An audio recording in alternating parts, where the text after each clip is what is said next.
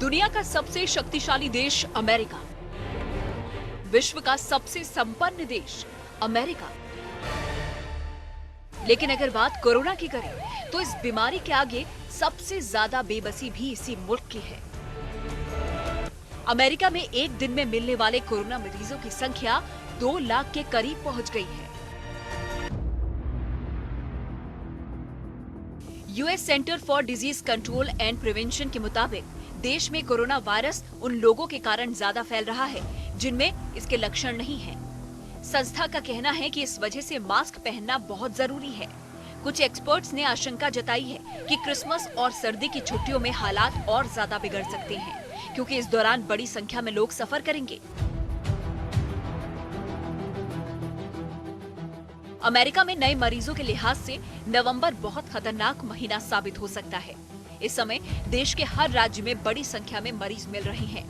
इससे देश में मरीजों की संख्या बहुत तेजी से बढ़ रही है। इस महीने में अब तक 27 लाख नए मरीज मिल चुके हैं। इतनी ज्यादा संख्या में मरीज मिलने से अस्पतालों में भी स्थिति बिगड़ रही है। अमेरिका के अखबार न्यूयॉर्क टाइम्स के मुताबिक पिछले 2 सप्ताह से लगातार 1 लाख से ज्यादा केस हर दिन सामने आ रहे हैं। इस बीच व्हाइट हाउस के एक एक्सपर्ट ने चेतावनी दी है कि अब कोरोना का फैलाव पहले से ज्यादा तेज और व्यापक है।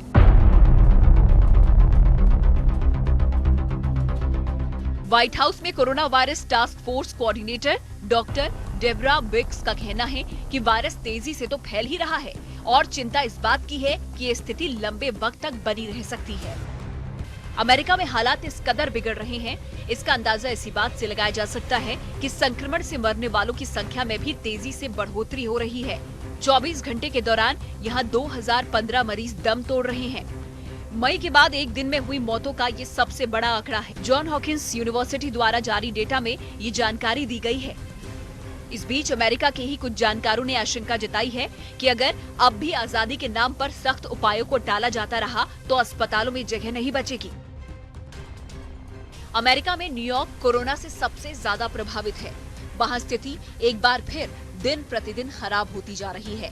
न्यूयॉर्क में लॉकडाउन की चर्चा है, हालांकि ट्रंप एडमिनिस्ट्रेशन इसका विरोध कर रहा है। अमेरिकी राष्ट्रपति डोनाल्ड ट्रंप के लिए भी अच्छी खबर नहीं है। उनका बड़ा बेटा भी पॉजिटिव हो गया है।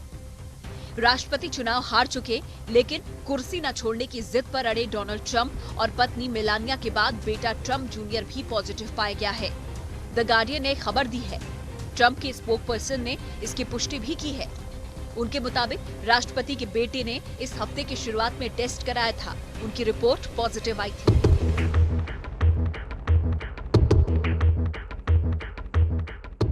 अमेरिका में centre for disease control and prevention यानी कि CDC ने देश के नागरिकों से अपील की है कि वो यात्रा करने से बचें। CDC ने चेताते हुए कहा है कि सफर करने से नागरिकों को बचना होगा, क्योंकि सफर करने से महामारी का खतरा उतनी ही तेजी से फैलता जाएगा और ये सबके लिए खतरनाक है। फिर भी अगर यात्रा करना जरूरी है तो CDC द्वारा जारी की गई गाइडलाइंस का पालन करें। क्रिसमस करीब है, ऐसे में अमेरिका का कोरोना से हाल और बेहाल हो सकता है। अमेरिकी प्रशासन इस महामारी से निपटने का हर संभव प्रयास कर रहा है, लेकिन फिर भी नागरिकों की जागरूकता ही कुछ हद तक इस जानलेवा बीमारी को कम कर सकती है। उधर अमेरिका के पड़ोसी देश मेक्सिको की भी कोरोना से हालत पतली है। लैटिन अमेरिकी देश मेक्सिको में मरने वालों का आंकड़ा 1 लाख हो गया है। शनिवार को देश में कुल 719 संक्रमितों ने दम तोड़ा। देश में फिलहाल करीब 1,26,000 संक्रमित हैं। सरकारी अधिकारियों के मुताबिक संक्रमितों की वास्तविक संख्या इससे काफी ज्यादा हो सकती है, क्योंकि दूर दराज के कई इलाकों में अब भी टेस्टिंग और दूसरी सुविधाएं नहीं है।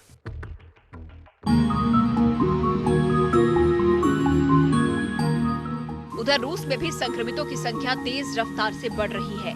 अमेरिका में हेल्थ मिनिस्ट्री की ओर से शनिवार शाम जारी आंकड़ों के मुताबिक 24 घंटे में 24,822 नए मामले सामने आए हैं। अकेले मॉस्को में ही शनिवार को संक्रमितों की संख्या 7,168 बढ़ गई है। संक्रमितों के साथ ही मरने वालों का आंकड़ा भी तेजी से बढ़ा। देश में शनिवार को कुल 467 लोगों की मौत हुई। रूस में कुल मिलाकर अब तक 35,800 के करीब लोगों की मौत हो चुकी है।